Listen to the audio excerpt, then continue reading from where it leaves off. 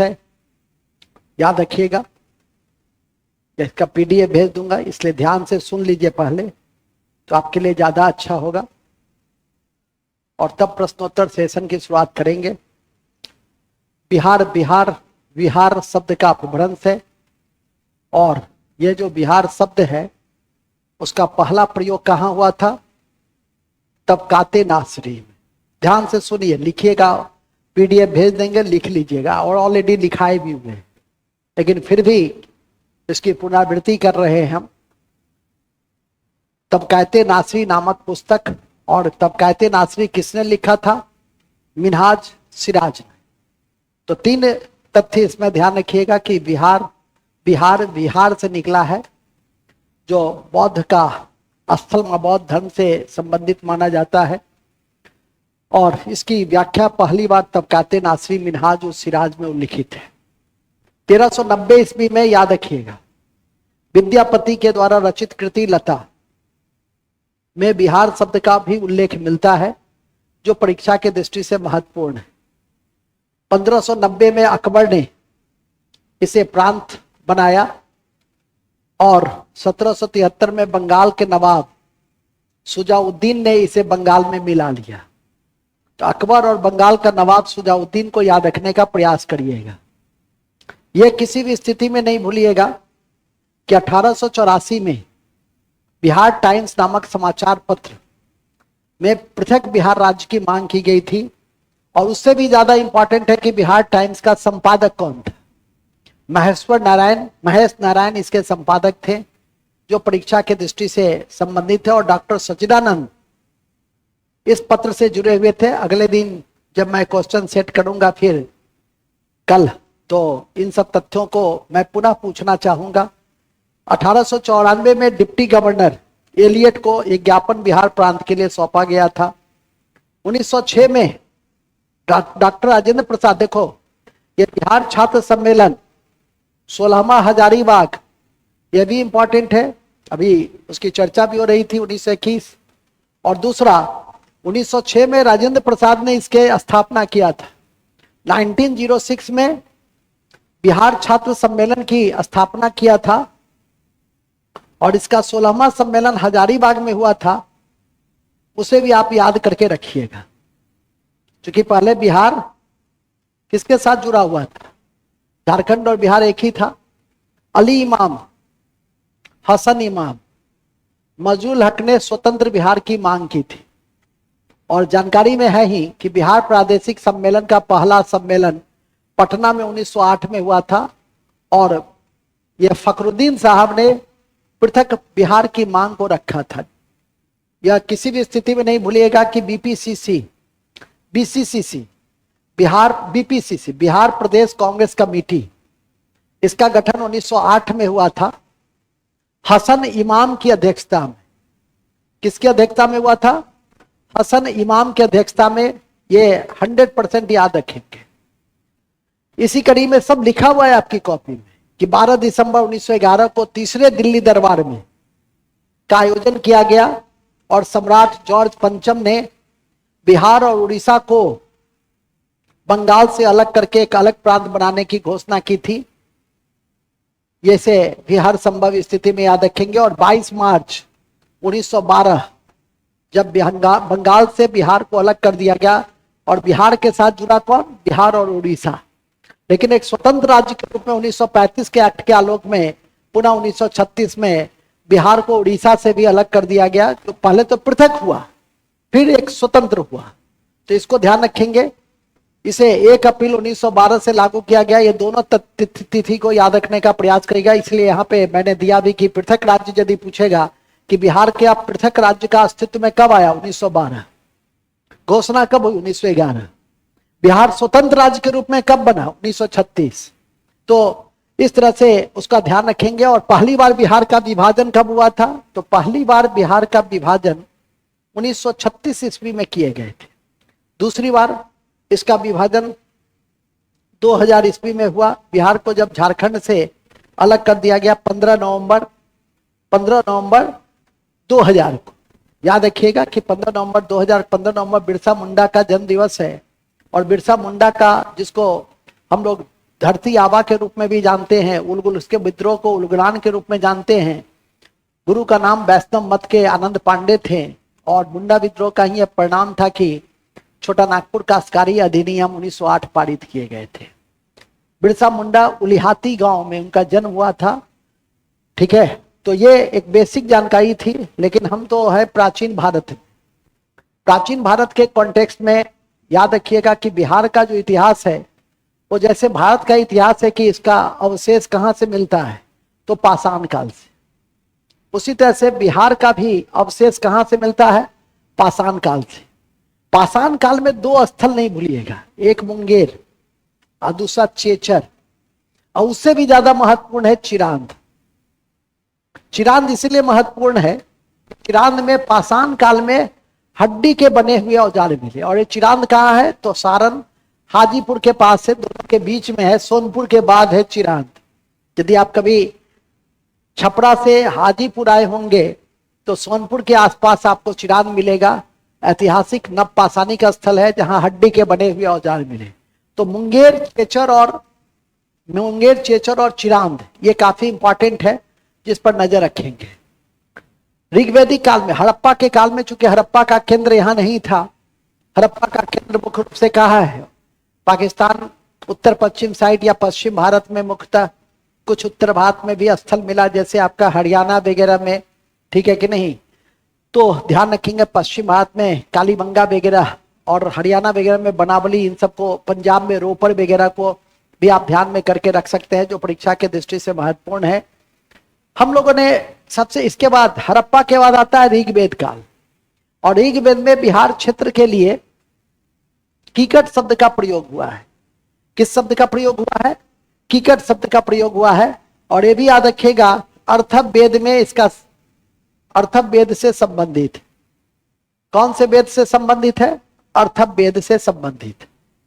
इसी कड़ी में मतलब ऋग्वेद के बाद कीकट, अर्थवेद में भी बिहार शब्द का उल्लेख मिलता है विभिन्न शब्दों के रूप में। उत्तर वैदिक काल में आर्यों का प्रसार जो है वो पूर्वी भारत में हुआ, जिसमें लौह तकनीक का देन है। चूंकि स्वाभाविक है कि लौह तकनीक शुरुआत में क्या किया, जंगल को काटने का काम आया, और बाद में इसका उपयोग हम लोगों ने खेती में किया।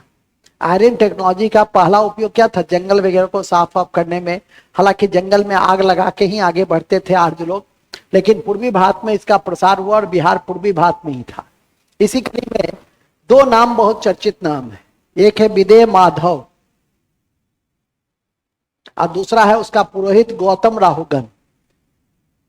तो विदेह माधव और गौतम राहुगन कहां पहुंचता है, सदानीरा के तट पर। और सदानीरा का आधुनिक नाम क्या है, सदानीरा का आधुनिक नाम है गंडक। पूछता भी है कि गंडक नदी का पौराणिक नाम क्या है, तो गंडक नदी का पौराणिक नाम क्या है, तो सदानीरा है। गंडक नदी का पौराणिक नाम क्या है, तो सदानीरा है, याद रखिएगा। और वहां पर कौन पहुंचता है, विदेह माधव और उसका गुरु गौतम राहुगन, ये ध्यान रखिएगा। फिर इतिहास आगे बढ़ता है, 6ठी सदी ईसा पूर्व मगध साम्राज्यवाद का अभ्युदय। और इस मगध साम्राज्यवाद के अभ्युदय के कड़ी में 16 महाजनपद, जिसका उल्लेख अंगुत्तर निकाय और भगवती सूत्र में आपको मिलता है, सब कॉपी में लिखा हुआ है। 3 महाजनपद इंपॉर्टेंट, जिसका संबंध बिहार से था।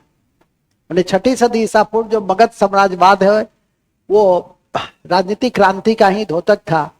और 16 महाजनपद 16 महाजनपद का उल्लेख है। 3 महाजनपद का संबंध बिहार से था। कौन कौन था 3 महाजनपद, अंग भागलपुर, जो रेशमी वस्त्र और जर्दालू आम, ठीक है कि नहीं, इसके लिए जाना जाता है। मगध साम्राज्यवाद ही पढ़िएगा। और लिच्छवी गणतंत्र,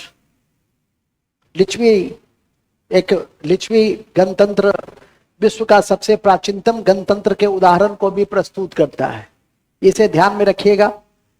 और याद रखिएगा कि ये जो 16 महाजनपद है ये बौद्ध ग्रंथ अंगुत्तर निकाय और जैन ग्रंथ, ये भगवती सूत्र आपका क्या है, ये जैन ग्रंथ, भगवती सूत्र जैन ग्रंथ में इसका उल्लेख मिलता है। याद रखिए कि अंग महाजनपद की राजधानी चंपा थी। और अंग महाजनपद पे सबसे पहला मगध का कौन सा शासक ने किया था? तो अंग महाजनपद पर सबसे पहला बिंबिसार ने किया था। और बिंबिसार के वंश का क्या नाम था? हरण्यक। बिंबिसार के वंश का क्या नाम था? हरण्यक। सब पढ़ा हुआ है, सब आप लोग अच्छे से लिखे हैं। मगध साम्राज्यवाद की जो आरंभिक राजधानी थी वो राजगीर थी। क्या थी? राजगीर, 5 पहाड़ियों का शहर।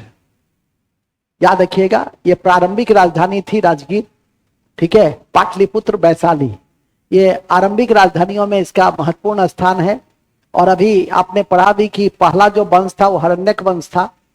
और हरण्यक वंश के संस्थापक कौन थे? बिंबिसार। याद रखेंगे कि अवंती के चंद्र प्रद्योत सेन और महात्मा बुद्ध और कौशल के प्रसन्नजीत के ये क्या थे? समकालीन थे। समकालीन का मतलब समझते होंगे कि कंटेम्प्रोरी, एक ही समय में 544 ईसा पूर्व से लेकर 492 ईसा पूर्व तक बिंबिसार का शासन काल की अवधि है। और 14 वर्ष की उम्र में गद्दी पे बैठा था। ठीक है कि नहीं?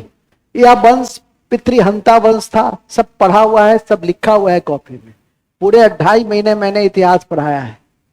बिंबिसार का राजवैद बहुत इंपॉर्टेंट है। जीवक जो राजगीर का रहने वाला था, प्रारंभिक राजधानी का ही रहने वाला था, जिसे अवंती राज के अनुरोध पर उज्जैन भी भेजा गया था, क्योंकि अवंती राज को लीवर जॉन्डिस हो गए थे।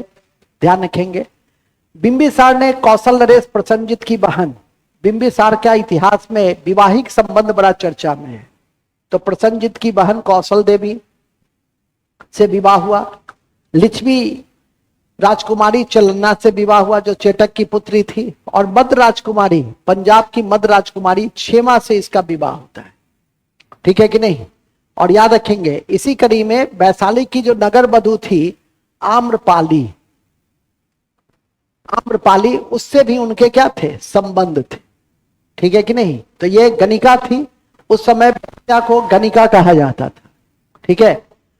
भारतीय इतिहास में कहा भी जाता है कि अस्थाई सेना रखने वाला पहला शासक कौन था? तो पहला शासक था बिंबिसार। और जिसकी आरंभिक राजधानी राजगीर, जिसका निर्माण महागोविंद नामक एक वास्तुकार ने किया था। जिसका निर्माण कौन किया था? जिसका निर्माण क्या था? महागोविंद। याद रखेंगे, जो बिंबिसार के दरबार में ही रहते थे। अभी मैंने बताया था कि हरण्यक वंश एक पितृहंता वंश था। हरण्यक वंश एक पितृहंता वंश था। तो उसके बाद उसका जो पुत्र है, लंबे समय तक देखने के बाद अजातशत्रु ने अपने पिता की हत्या कर दी। और अजातशत्रु गद्दी पे बैठा, जो 492 से 460 ईसा पूर्व तक बैठा। कब से कब तक बैठा? 492 से 460 ईसा पूर्व तक बैठा। सब आपकी कॉपी में लिखा हुआ है ना, लिखा हुआ। चलिए, अब अजातशत्रु के क्या काम थे? अजातशत्रु ने कौशल नरेश प्रसन्नजीत को पराजित करके उसकी पुत्री वजीरा से शादी कर लिया। ठीक है, उस समय बहुत खुश होता था तो विवाह कर लेता था। अजातशत्रु का 2 अस्त्र उसकी राजनीतिक श्रेष्ठता को स्थापित करता है।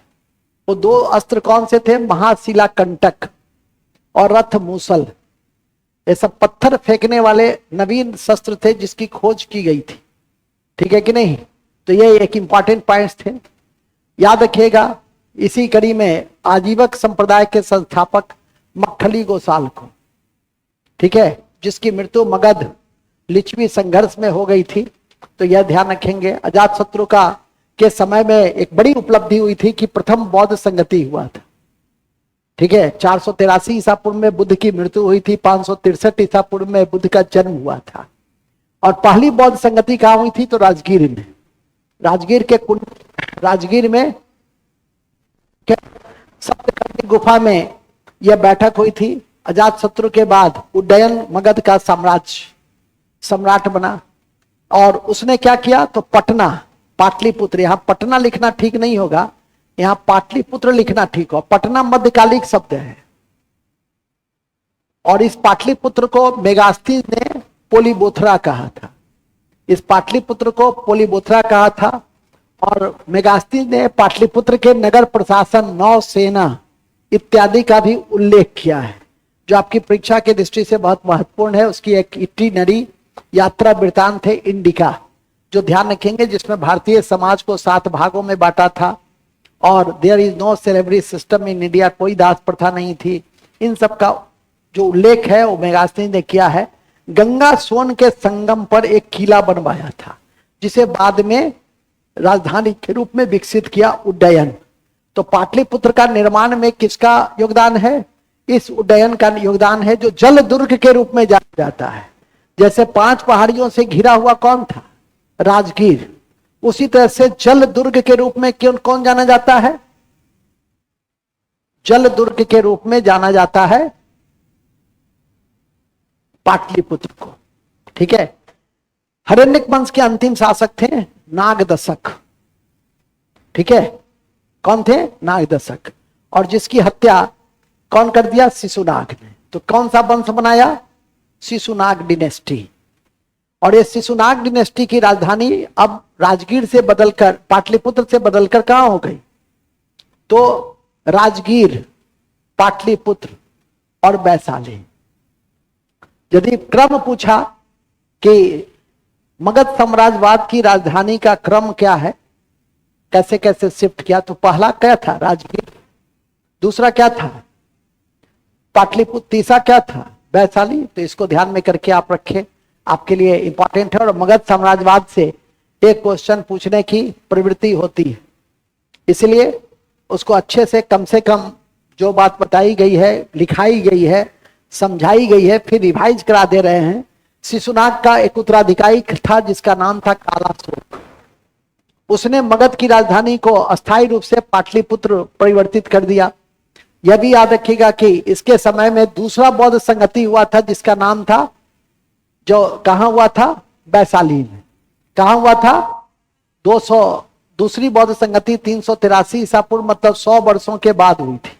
और ये क्वेश्चन बराबर पूछता भी है कि कहां कहां हुआ। तो पहला राजगीर, दूसरा वैशाली, तीसरा पाटलिपुत्र और चौथा कश्मीर के कुंडलवन में कनिष्क के समय में। आगे आगे आप पढ़िएगा भी। शिशुनाग के बाद मगध पर नंद वंश का शासन आया जिसके संस्थापक थे महापद्म नंद। जिसके संस्थापक थे महापद्म नंद। इसके सबसे प्रमुख अभियानों में है कलिंग विजय। कलिंग मतलब उड़ीसा। ठीक है। उड़ीसा विजय एक महत्वपूर्ण घटना है।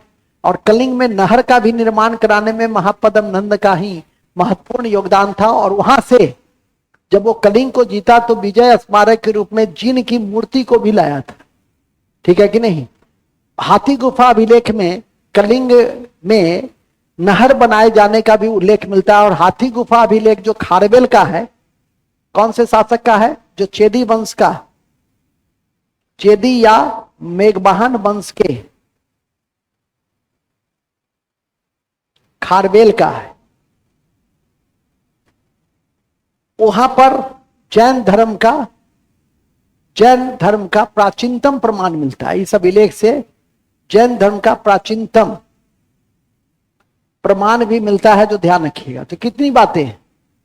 महापद्म नंद, कलिंग विजय, जिन की मूर्ति को लाया, जिन की मूर्ति को लाया, जिसका उल्लेख हाथी गुफा अभिलेख में मिलता है। नहर का निर्माण किए जाने का उल्लेख मिलता है। हाथी गुफा अभिलेख जो मेघवाहन वंश या चेदी वंश के खारवेल का है। और खारवेल इस अभिलेख में जैन धर्म के प्राचीनतम मूर्ति पूजा का प्रमाण भी उपस्थित। पुराणों में महापद्म नंद को ब्राह्मणों का विरोधी और क्षत्रियों का नाशक के रूप में जाना जाता है। इसलिए इस टाइटल को याद रखिएगा, सर्व छत्रांतक। ठीक है कि नहीं? सर्व, अभी टीचर की एक बीपीएससी की परीक्षा हुई थी, उसमें भी यह किसी जगह पे पूछा था कि सर्व छत्रांतक के रूप में किसे जाना जाता है। तो सर्व छत्रांतक के रूप में महापद्म नंद को जाना जाता है। नाम से यह स्पष्ट है। छत्रांतक मतलब क्षत्रियों का अंत करने वाला, समूल नष्ट करने वाला। ठीक है। तो कौन थे? तो महापद्म नंद थे। भारतीय इतिहास का प्रथम जो शूद्र शासक के रूप में यदि चर्चा होती है तो महापद्म नंद की होती है। महापद्म नंद ने स्वयं को एकराट की उपाधि ली थी, यह भी ध्यान रखिएगा। और नंद वंश में कुल 9 शासक हुए थे। अंतिम शासक में घनानंद।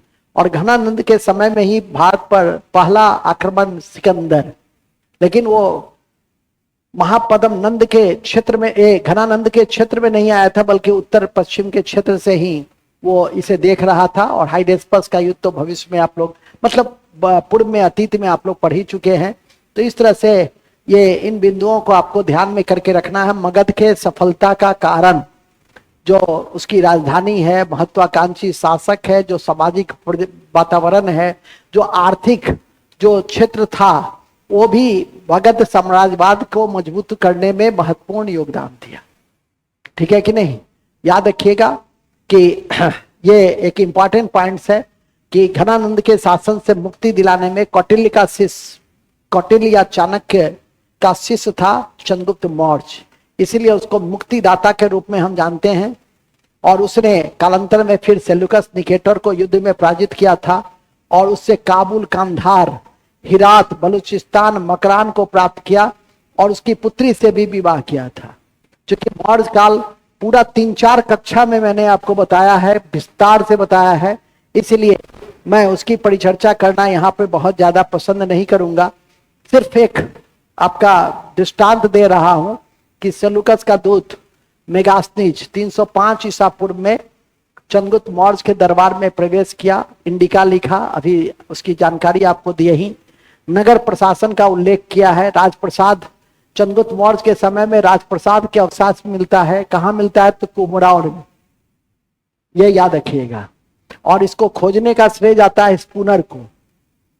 ये 3 तथ्य हमने क्वेश्चन में भी किया है, अभी हम चर्चा करेंगे यदि समय पर समाप्त हो जाएगी तो राजप्रसाद का अवशेष कुमरार गांव याद रखेंगे, खोजने का श्रेय स्पूनर को याद रखेंगे। जब मौर्य वंश को हम लोग जानते क्यों है? तो पहला केंद्रीकृत शासन व्यवस्था, सेंट्रलाइज एडमिनिस्ट्रेशन दिया और इसका श्रेय पूरी तरह से चंद्रगुप्त मौर्य को ही जाता है। ठीक है कि नहीं? कौटिल्य के अर्थशास्त्र में 28 अध्यक्ष और 18 तीर्थ जो प्रशासनिक अधिकारी थे, इसका उल्लेख मिलता है। ठीक है? इसके उत्तराधिकारियों में अमित्रघात, बिंदुसार, इसके उत्तराधिकारी, किसके उत्तराधिकारियों में? चंद्रगुप्त मौर्य के उत्तराधिकारियों में बिंदुसार काफी महत्वपूर्ण है। और उसके दरबार में डायमेकस, अभी कुछ दिन पहले भी मैं डायमेकस डायनोसियस यूट्यूब लाइव पर भी आपको मैं पूछ रहा था किसके समय में आया था। ठीक है कि नहीं? और इसने किस शासक, कौन सा मौर्य काल का शासक था जिसने जो यूनानी शासक से, सीरिया के शासक से मादक द्रव्य, फिलोसफर, ठीक है कि नहीं, और जो ड्राई फ्रूट्स वगैरह है उसकी मांग की थी।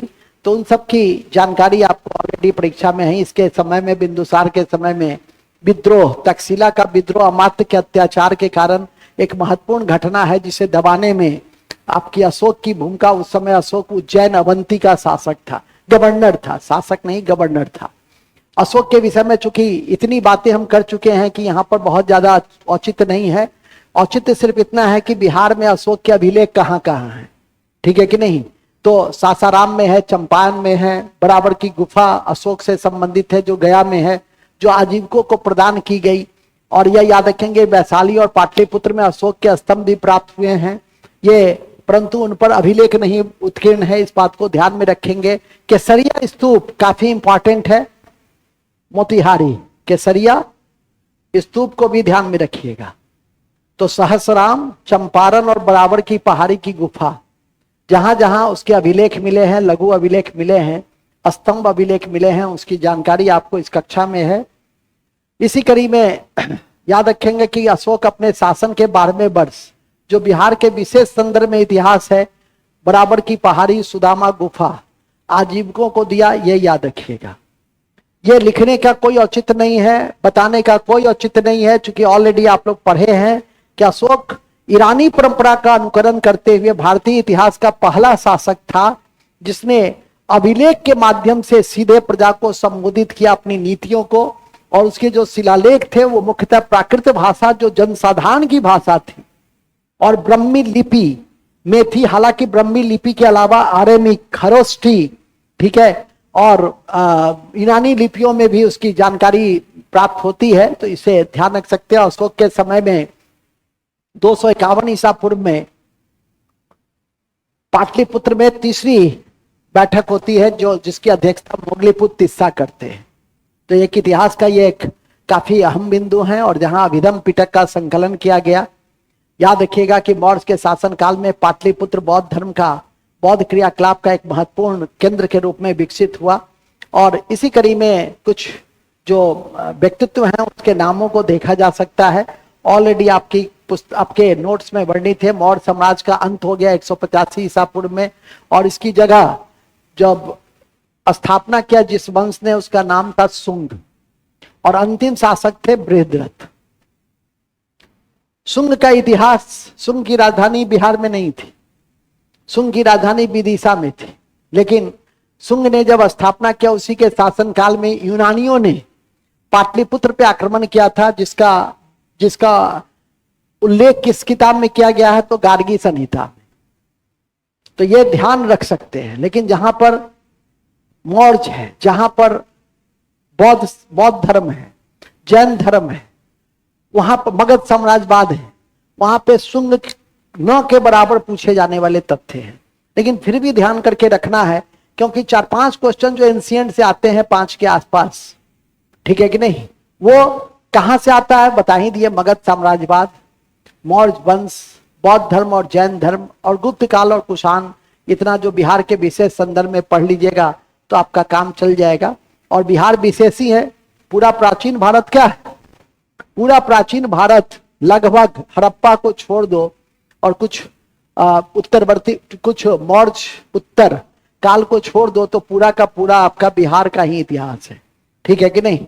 इसी कड़ी में शुंग के बाद कण्व वंश आया, और कण्व वंश को अपदस्थ कौन किया, सातवाहन। और पॉलिटिक्स शिफ्ट कर गया कहां, पॉलिटिक्स शिफ्ट कर गया आपके पश्चिम भारत में, दक्षिण भारत में। तो अब जो पॉलिटिक्स पाटलिपुत्र के आसपास था, वो चला गया कहां, वो दक्षिण और पश्चिम भारत में चला गया, ठीक है कि नहीं। सातवाहन वंश काफी इंपॉर्टेंट वंश है। सीता का सिक्का चलाने का श्रेय है, वो सब पढ़े हैं। और उसी कड़ी में कनिष्क को याद रखिएगा, कुषाण वंश का सबसे महान शासक, जिसने पाटलिपुत्र पर आक्रमण किया था। और आक्रमण करने का उद्देश्य कोई भौतिक संसाधन की प्राप्ति नहीं थी। आक्रमण करने का उद्देश्य था कि अश्वघोष जैसा विद्वान हमारे दरबार में रहे। और अश्वघोष ने कई पुस्तक की रचना की थी।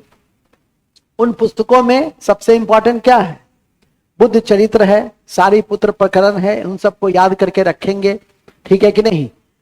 इतिहास में खारवेल वंश को भी याद रख सकते हैं, यह मौर्योत्तर काल का ही है। खारवेल अभी बता भी रहे थे, मेघवाहन और चेदी वंश, इसने भी मगध पर विजय प्राप्त की थी, याद रखेंगे। बिहार को पुनः उद्धार, पुनर्निर्माण करने का श्रेय गुप्त वंश को जाता है 4वीं सदी में, जिसके संस्थापक, ऐसे तो संस्थापक श्री गुप्त थे, लेकिन महत्वपूर्ण साम्राज्य को आगे बढ़ाने में महत्वपूर्ण रूप से चंद्रगुप्त प्रथम 320 पाटलिपुत्र में महाराज धीराज की उपाधि ली थी, और लिच्छवी राजकुमारी कुमार देवी के साथ विवाह किया था। ये इसके परिणाम स्वरूप बिहार का गौरव पुनः स्थापित होता है।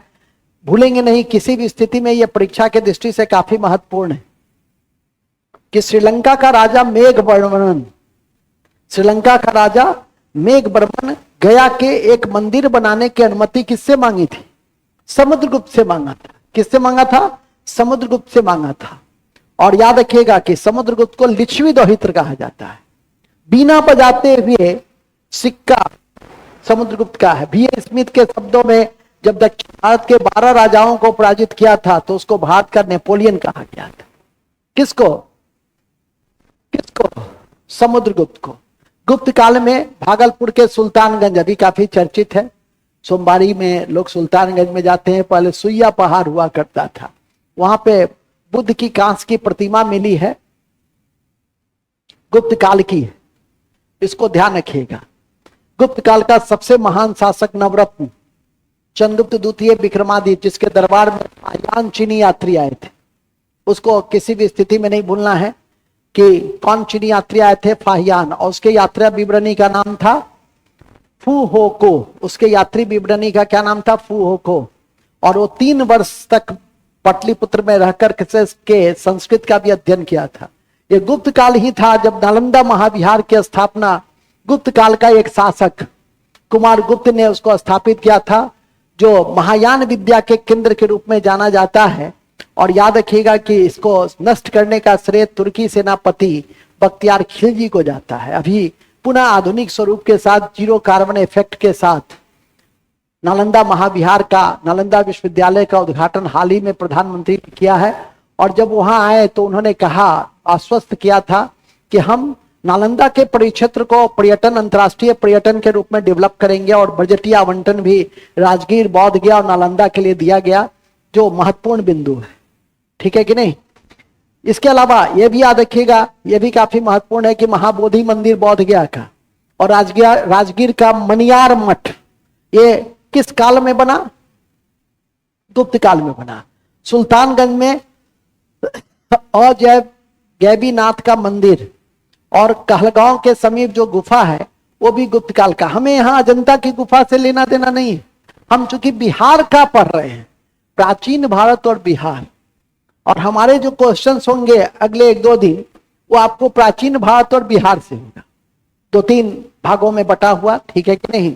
आपको एक बार रिवीजन भी करा दिए तो ये भी एक्सक्यूज नहीं रहेगा कि श्रीमान हमको रिवीजन करने का मौका नहीं दिया, पहले कह देते तो हम लोग पढ़ के आते। ठीक है कि नहीं? कमीशन ऐसे नहीं होता है, कमीशन अंत प्रेरणा की चीज है, मैं बराबर कहता भी हूं। ठीक है कि नहीं? जब तक आप स्व प्रेरित नहीं होंगे, चट्टानी दृढ़ इच्छा शक्ति नहीं होगी, कठिनाई होगी। ठीक है कि नहीं? वो सब बकवास की बातें हैं कि मैं कह दूं कि मेरे पास पढ़ोगे तो पास कर जाओगे, ये सब बेकार की बातें हैं। आप में जब तक उस तरह की क्षमता नहीं होगी, कोई भी ब्रह्मा विष्णु महेश भी नहीं करा सकते हैं। और उसके लिए रेगुलर आप रिवीजन करते, मैं कहता हूं कि क्लास करते रहिए, किताब पढ़ते रहिए, रिवीजन करते रहिए, मॉक टेस्ट देते रहिए। सारा काम मेरे द्वारा किया जाता है। रिवीजन तो अभी हम तो रिवीजन भी करा दे रहे हैं, लेकिन ये रिवीजन और आप जो स्वयं बैठ के रिवीजन कीजिएगा, दोनों में अंतर रहेगा। इस रिवीजन के माध्यम से हम एडहॉक अरेंजमेंट कर रहे हैं। परमानेंट अरेंजमेंट तो तभी होगा जब आप घर पे बैठ करके पलथी उल्थी मार करके अब बैठ करके रटिएगा, और नहीं तो गायब हो जाएगा। क्या गायब हो जाएगा? राजगीर का मनियार मठ किसके काल में बना? मार दीजिएगा मौर्य का। ठीक है कि नहीं? तो बैठ करके रटना होगा, मेहनत करना होगा, सब कुछ छोड़ना होगा। ठीक है कि नहीं? याद रखिएगा। इसी कड़ी में गुप्त काल में पाटलिपुत्र मूर्ति कला का केंद्र है। याद रखिएगा कि पाटलिपुत्र पर आक्रमण किया था एक हून शासक था, तुर्मान तो था ही, मिहिर कुल भी था। पाटलिपुत्र पे आक्रमण किया, नरसिंह बालादुत्त को पराजित किया, उसे बंगाल तक खदेड़ दिया था। गुप्त काल में एक खगोलविद थे, हालांकि खगोलविद से पहले गणितज्ञ के रूप में जाने जाते हैं, शून्य का आविष्कारक के रूप में जाने जाते हैं, पाई का मान दिया। ठीक है कि नहीं? बीज गणित, इन सब के क्षेत्र में आर्यभट्ट काफी महत्वपूर्ण है और कुसुमपुर निवासी थे। तारे गणा, एक दिन क्वेश्चन भी दिए थे कि तारे गणा का संबंध किससे है? इसी आर्यभट्ट से है। खगोल जो है, पटना के पास खगोल, वो खगोल विद्या से ही जुड़ा हुआ है। वो तारे गणा उसी क्षेत्र में है। तो याद रखिए, बड़ा ऐतिहासिक स्थल है। मौर्य के बाद गुप्त के बाद मौखरी का शासन आया बिहार पे। ठीक है कि नहीं? और इसी कड़ी में कुछ शासक को याद रखिएगा जो गौर वंश के थे, शशांक, जिसके सिक्के का अभिलेख नालंदा और रोहतास में प्राप्त होता है। शशांक के विषय में एक बात याद रखेंगे कि बोध गया के महाबोधि वृक्ष को, चूंकि वो बौद्ध धर्म का क्या था, संहारक के रूप में जाना जाता है, तो शशांक, गौर वंश का शशांक ने महाबोधि वृक्ष को नष्ट किया था, तो ध्यान रखेंगे। लास्ट में 7वीं सदी में पुष्पिति वंश का कन्नौज जिसकी राजधानी थी, और उसके दरबार में बाणभट्ट जैसे कवि रहा करते थे, जिन्होंने हर्षचरित्र लिखा था, जिन्होंने नागानंद, रत्नावली, ये सब लिखने का श्रेय किसको जाता है? ये सब लिखने का श्रेय हर्ष के जो राज कवि थे, जिनका नाम था बाणभट्ट, उनको जाता है। हर्ष ने भी कुछ बिहार के क्षेत्रों पर नियंत्रण स्थापित की थी। और कालांतर में प्रवर्ती गुप्त शासक में एक गुप्त शासक था माधव गुप्त, और उसको मगध क्षेत्र दे दिया था कि तुम तब तक शासन को संभालो। तो ये आपके इतिहास की एक महत्वपूर्ण बिंदु है जिसको याद रखिएगा। बिहार आने वाले यात्रियों में, चीनी यात्रियों में इत सिंह 670 नालंदा, ये काफी महत्वपूर्ण है जिसे आप याद रख सकते हैं। ठीक है कि नहीं? तो इस तरह से बिहार का जो इतिहास है उसे अभी आप लोगों ने देखा। बिहार के इतिहास की कड़ी में जो बौद्ध धर्म है, जैन धर्म है, उन सबको पढ़ाया जा चुका है। कल जब आप आएंगे तो तो इसे याद करके आएंगे तो ज्यादा अच्छा होगा, ठीक है कि नहीं। तो हमने सिर्फ आधे घंटे की कक्षा में आपको बिहार और प्राचीन भारत को पुनरावृत्ति प्रदान कर दी है। अब एक सेट हम लोग बना लेते हैं तो ज्यादा अच्छा होगा 25 क्वेश्चन का,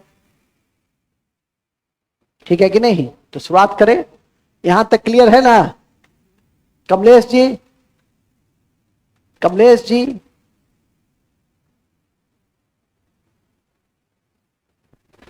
कमलेश बाबू,